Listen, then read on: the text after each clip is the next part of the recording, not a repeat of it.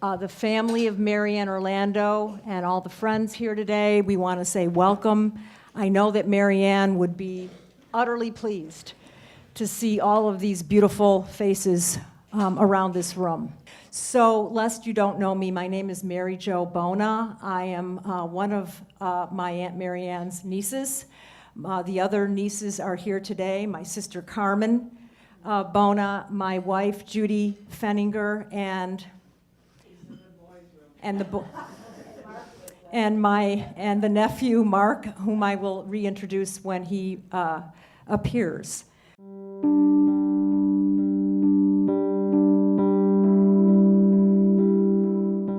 I first met Marianne in Paris when she was working at the embassy there, when my late father, Max Krauss, introduced the glamorous career woman to a very shy teenager. I thought she epitomized everything I wanted to be when I grew up.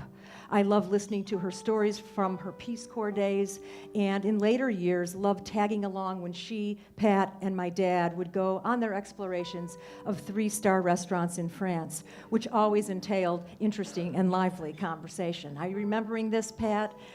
Fortunately for me, she decided to adopt me as a friend, and we have kept in touch over these many years. Getting together with her was always delightful, and our phone chats were always such fun. I'm so glad I saw her in March. She was truly one of a kind.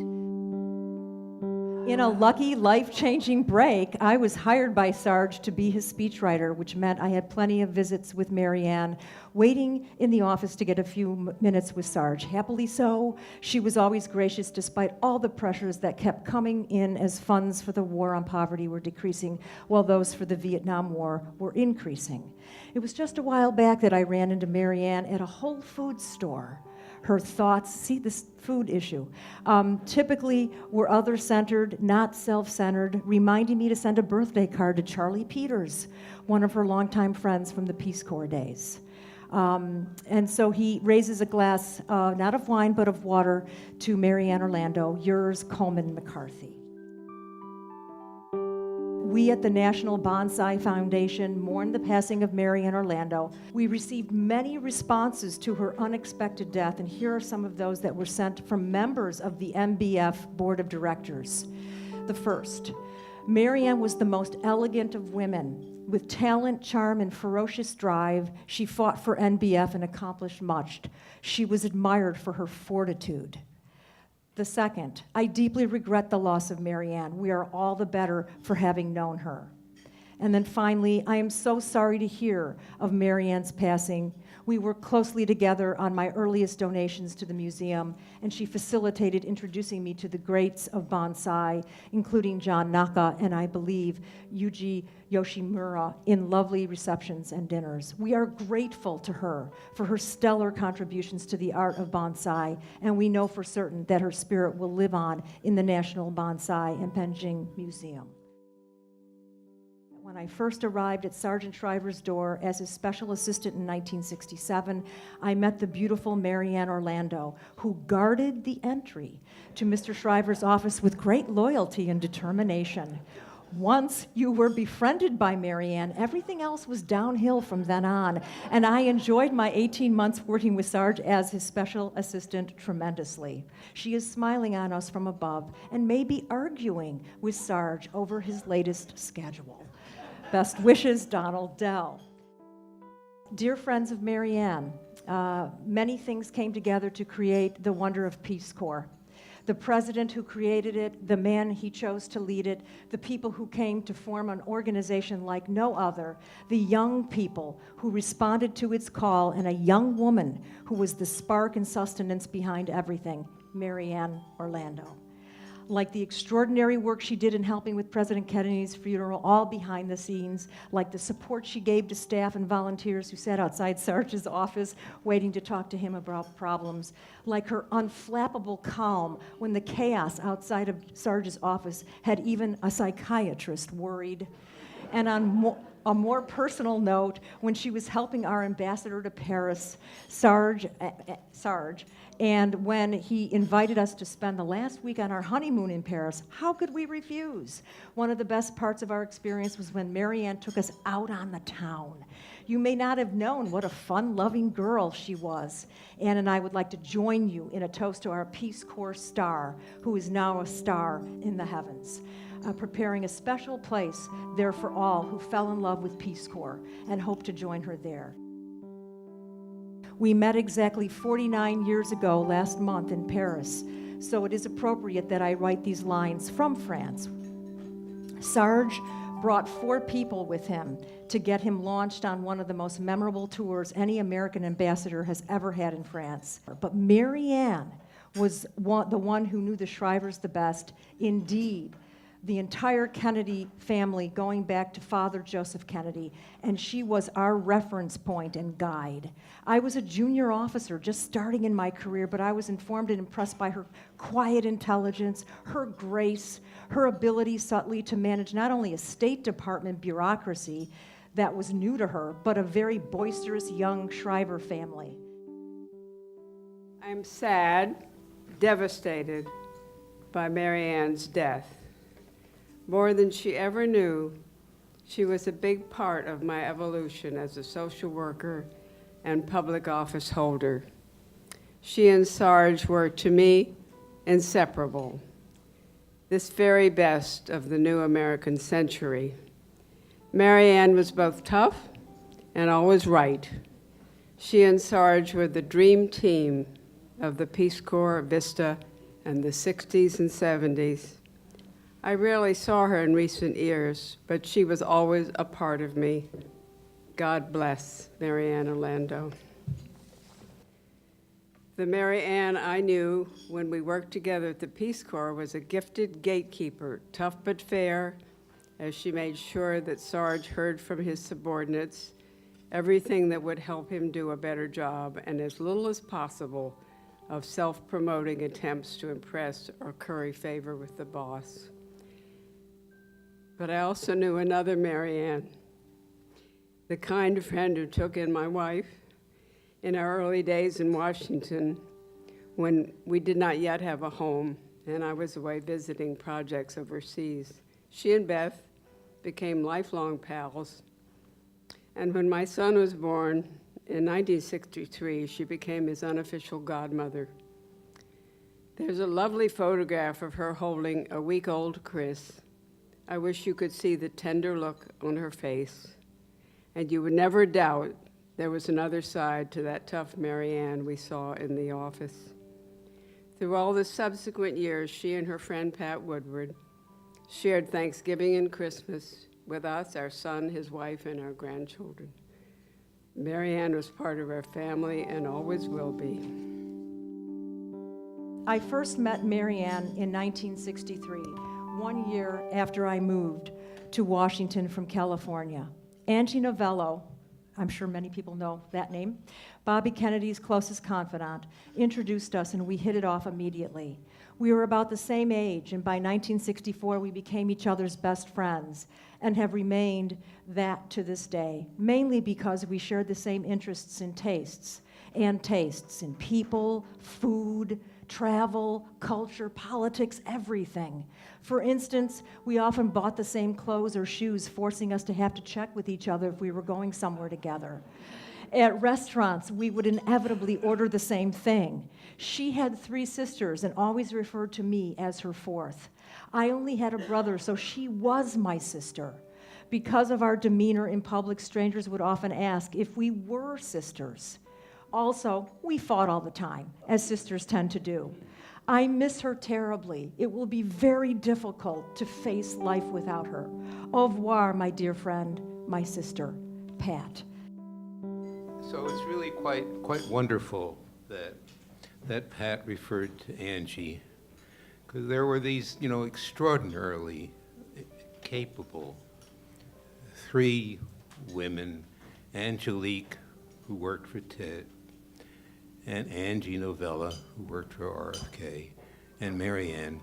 And once, when I was relatively new in Washington and living in that little 9-foot wide house in Snow's Court, the 3 of them just knocked on the door and walked in some Saturday or Sunday afternoon, each more beautiful than the other and dressed to the T's, as they always were. And I hope you understand that Mary Ann took care of Angie through Angie's long, long dementia. That was the kind of person Mary Ann was. And she and I, were extraordinarily close for the whole time that I knew her. I have to say that while all of you have talked about her elegance and her beauty and her intelligence, all of which is true, it's also true that she was the most self-effacing, selfless, extraordinarily well-defended person that I ever met, as well as being extremely trustworthy and discreet. I'm sorry that Charlie isn't here, Beth, because he might remember this. You're going to hear from Charlie in a minute. Okay, but you probably don't know that sometime in the late 60s, Charlie said to me, "You know, Bill, if you were smart, you'd really marry Mary Ann." Now, that was a prescient comment, but boy, would that ever have been a project. First met Mary Ann and Pat Woodward in the late 1980s. Can you hear me? Okay. Through my dear friend, Hildy Shishkin. Hildy, a top aide to Averil Harriman, and Mary Ann, a top assistant to Sergeant Shriver, shared a pied-à-terre when Ambassador Shriver was ambassador to France and Harriman was chief negotiator for the Vietnam peace talks in Paris. Pat later joined the duo, and they became a fearsome trio. They were a joy to me. I had served in the Foreign Service for more than 20 years at that time. Most of those years during Republican administrations. And here, like gold in my lap, sat 3 die-hard Democrats who also were very cognizant of international affairs and the operations of the Department of State and USIA. Hildy was the more reflective. Pat, media savvy and always ready with a quip. And Mary Ann absolutely focused on the problem at hand. They were all amazing. They had a zest for life and would meet challenges head on without shrinking. Best friends, Mary Ann and Pat, traveled Europe and the United States together, played tennis, sampled the best restaurants, and loved beauty. I especially recall their yearly sojourns to Cape Cod, where they rented first a lovely cottage in Dennisport, and later a charming house closer to me in Harwich. Walks on the beach, eating the treasures from the sea, which they would turn out, in particular their wonderful lobster fests, attending summer theater. It was great fun. Mary Ann was pristine in appearance.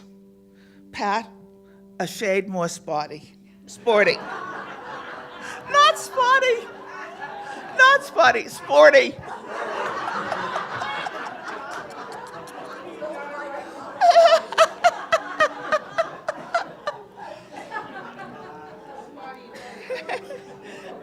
White starched shirt over which was draped a lovely sweater, hair perfectly coiffed. My conversations with Mary Ann and Pat followed a pattern. Discussion of the political problems confronting us. In the last few months, that portion of the conversation grew longer and longer. Movies we had seen, books we had read, projects we were engaged in. And finally, agreement, especially with Mary Ann, that most of our political problems were the result of the fact that civics were no longer taught in school. An example of Mary Ann's success in what she engaged in was evident in her work for the Chinese Penjing Museum. That is the equivalent of the Japanese bonsai at the National Arboretum. She was just starting on the project and did not know anyone in the Chinese community. I introduced her to Mary Meads, the wife of former Congressman from Washington State, Lloyd Meads. Mary, Chinese American, knew everyone in the Chinese community and introduced Mary Ann to one of the leaders of the Chinese community, who in turn introduced her to the Chinese ambassador. In the twinkling of an eye, the ambassador organized a reception on behalf of the Beijing exhibit. And Mary Ann was able to raise enough money for the museum to be built. It's a handsome place. Then I got here and I realized my tie and my shirt didn't match, and she'd be like, "No, you're not just like your father at all," because he was the flawless dresser, and I am the spotty, not just sporty, but the spotty dresser. So I grew up with strong women in my life. Yeah, really strong women. Zeus-like strength, if we can put it that way. And I also grew up with a dad who loved to use people's full name. If you'd said to me, Mary Ann, I would not have known who you were talking about. She was Mary Ann Orlando. And Mary Ann Orlando, like a few of you in this room, I couldn't distinguish as a child whether I was related to her or not, because she was such a consistent and constant part of my life. My father spoke of her as much as he spoke of anyone else. And so if you're a little kid and someone's in your house pretty much every day and occasionally putting you to bed at night and the apple of your dad's eye, you might logically conclude that this person's related to you, even though I was pretty sure we didn't have Italian relatives. But I did know that the issue that was raised in the context of your relationship, Pat, of sisters, that I did learn at an early age that these titles weren't bound by blood definitions, that you could mother without being the mother, you could be an aunt without biological lineage, you could be God-parented without having had the label given to you in a church or a synagogue. And Mary Ann was like a mother to me, honestly.